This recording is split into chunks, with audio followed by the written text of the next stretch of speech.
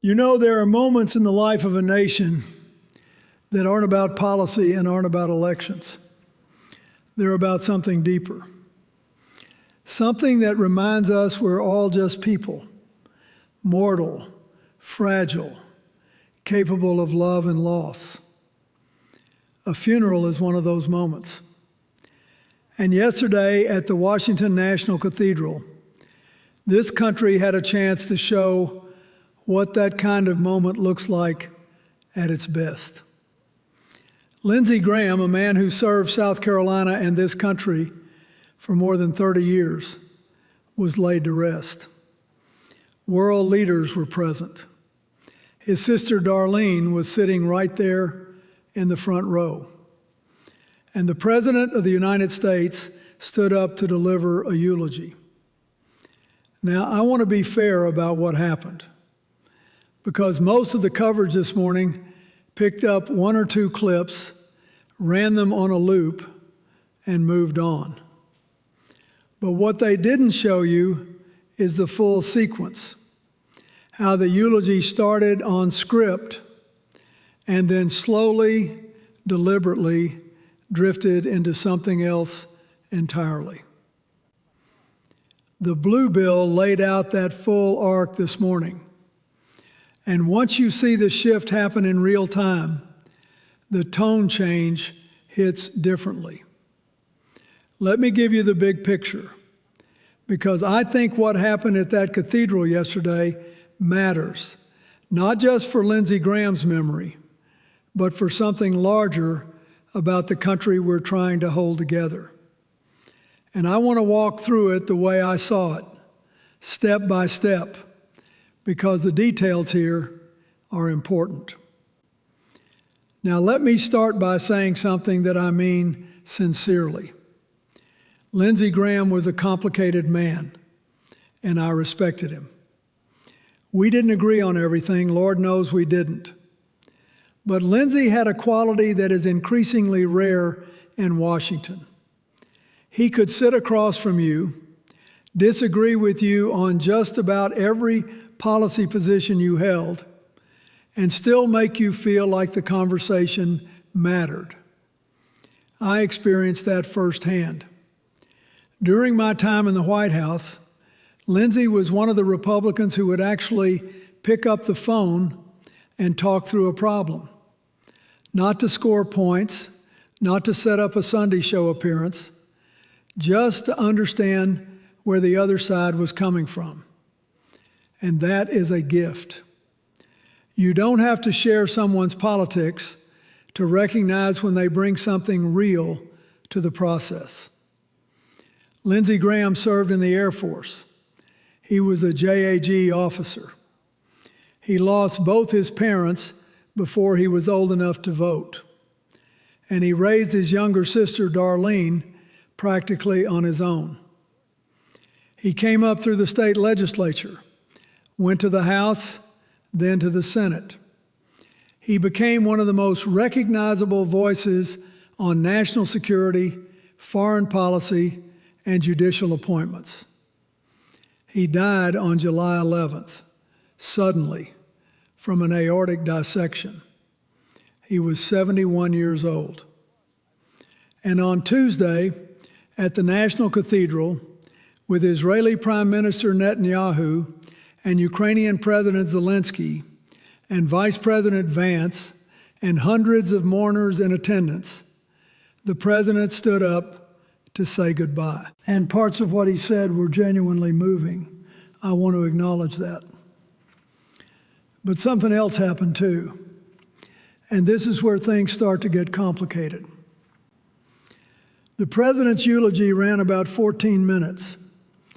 And for a stretch of it, he did what a eulogy is supposed to do. He talked about Lindsey's legislative accomplishments. He said, and I'm going to put this in my own words here, that nothing of consequence happened in Washington without Lindsey Graham being involved. That's a fair tribute. That's the kind of thing you say when a man has given 3 decades of his life to public service. But then the president veered off script. He read a line that said, virtually everyone, Republican or Democrat, liked Lindsey. And he stopped. He looked up from the page and said, well, not everybody. Not everybody. He was a tough cookie. He said he had to veer from the script for a second. Now look, some folks will tell you that was just Trump being Trump, that he was being candid, being real, showing affection in his own way. And I'll grant that there is something human about a speaker who can't quite stick to a prepared text. I've been there. Every president has been there. But here's the honest truth. A eulogy is not a roast. A funeral is not a rally. Lindsey Graham's family was sitting right there. His sister, who just lost the most important person in her life, was in the front row.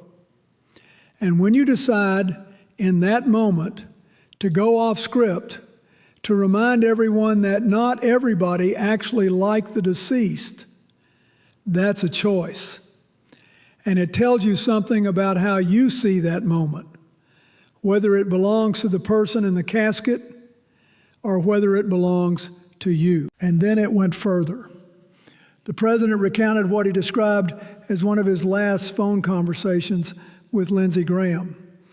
And you might expect at a funeral for that story to be about friendship, maybe a quiet word, maybe a personal moment they shared. But the story the president told was about legislation. He said Lindsey called him and said, we're all set for the Save America Act. He said Lindsey was pushing the Save America Act like crazy. Now I want to stop here because this is the part that most people heard about, but very few people have actually thought through. The Save America Act is not some minor procedural update. It is a sweeping piece of legislation that would require documentary proof of citizenship to register to vote, a passport, a birth certificate, a real ID that specifically indicates citizenship. It would eliminate most mail-in registration. It would overhaul online voter registration systems. And it would impose criminal penalties up to 5 years in prison on election workers who register someone without the correct paperwork. But here's what I want to ask you. Do you know whether your current registration would survive that requirement? Do you know if the documents you used 10 or 15 years ago when you first registered would still be accepted under this new standard? Most people don't. The Blue Bill mapped out this morning which forms of ID would and wouldn't qualify. And if you've ever registered by mail or online, you need to see where you stand. I'd recommend reading it. Now, here's why that matters going forward. When a president stands at a funeral and turns a dying man's last phone call into a pitch for voter eligibility legislation, he is making a statement, not just about Lindsey Graham, but about what he believes that moment is for. And I think this is where we have to be honest with ourselves about what's happening to the way we treat our institutions. I served 2 terms. I gave eulogies. I stood in rooms full of people who were grieving. And I can tell you, the hardest part of speaking at a funeral isn't finding the right words. It's finding the discipline to make the moment about the person who's gone, not about yourself. That takes restraint. It takes the kind of humility that says, today is not my day. Today belongs to the family. Today belongs to the legacy of someone who gave their life to this country. And I understand the argument that Lindsey Graham really did care about the Save America Act. I'm sure he did. He cared about a lot of legislation. But the choice to spend precious minutes of a eulogy recounting how a dead man's last phone call was about your legislative priority, that is a choice that collapses the boundary between mourning and messaging.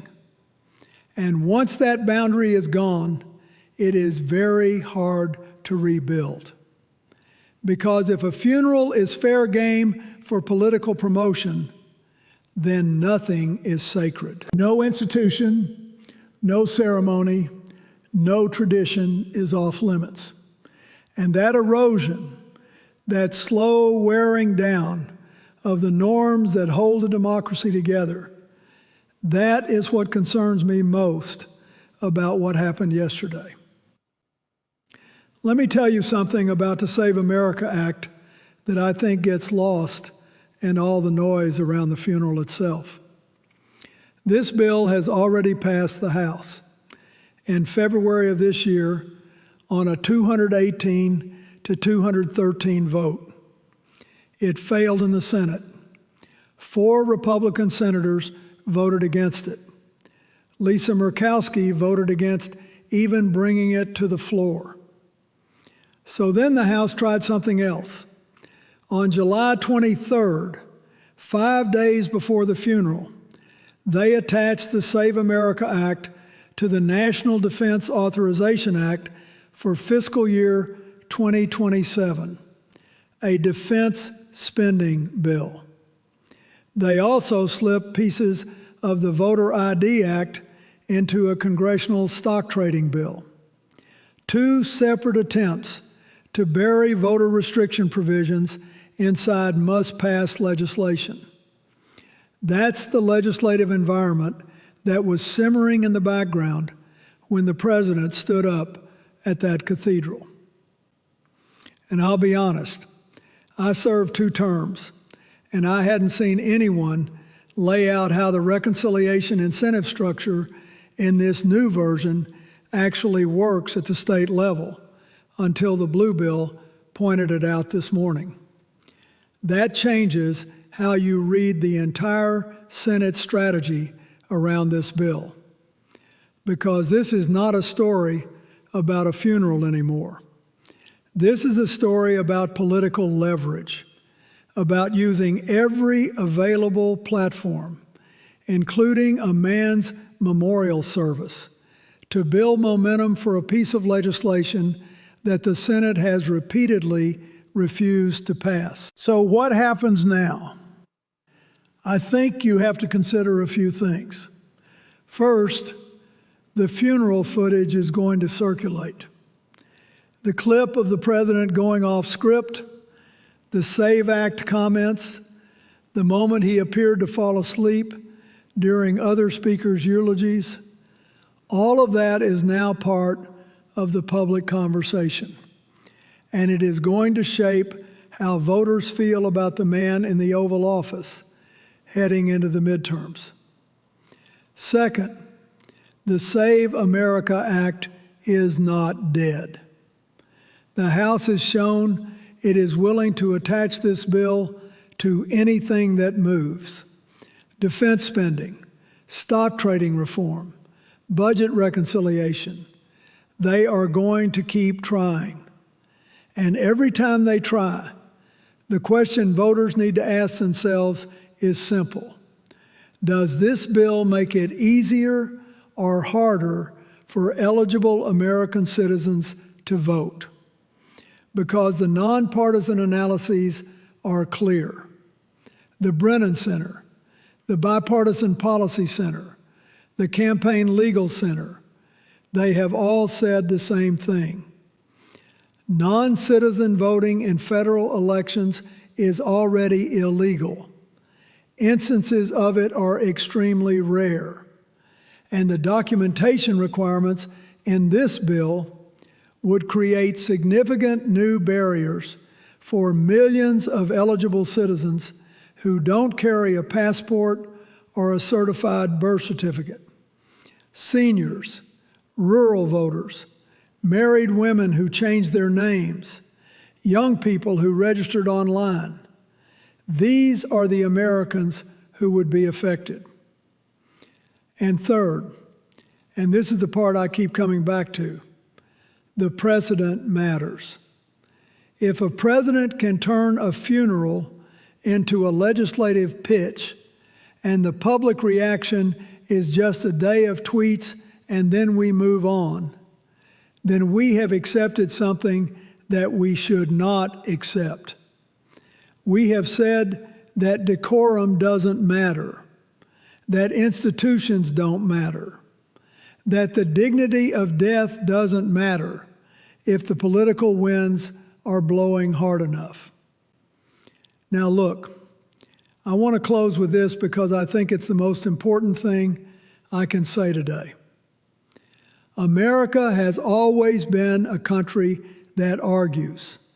We argue loudly, we argue passionately, and sometimes we argue ugly. That's not new. What is new, what worries me, is the idea that there are no spaces left where the argument stops, where we just show up as human beings and honor each other. A funeral used to be that space. It used to be the one place where the jersey came off and you just stood there as a person next to other people, acknowledging that life is short and service matters. What happened at the National Cathedral yesterday was a signal that even that space is being claimed for politics. And I don't say that with anger. I say that with concern.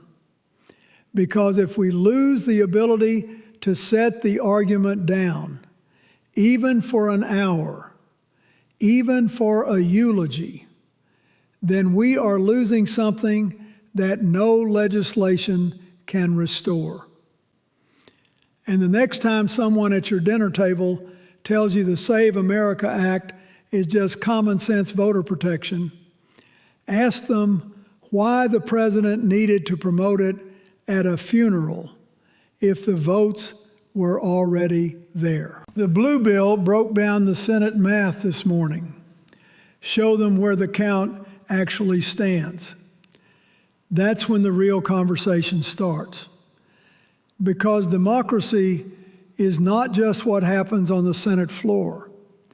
It's what happens in the spaces between, at the kitchen table, at the town hall, at the funeral of a man who gave his life to this country. And those spaces deserve better than what they got yesterday. I believe that. I think most Americans believe that too.